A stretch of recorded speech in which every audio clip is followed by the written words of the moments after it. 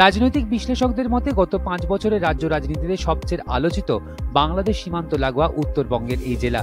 কারণ 2019 সালে পালাবদলের পর থেকেই রাজনৈতিক হিংসায় বারে বারে তপ্ত হয়েছে এই জেলা।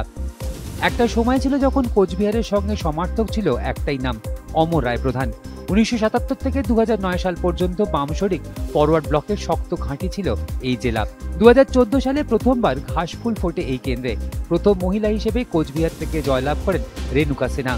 2 বছর পর উপনির্বাচনেও এই কেন্দ্র নিজ দখলে রাখে তৃণমূল।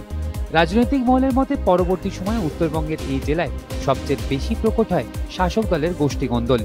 এরই মধ্যে তৃণমূল ছেড়ে বিজেপিতে যোগ দেন নিশীথ প্রামাণিক।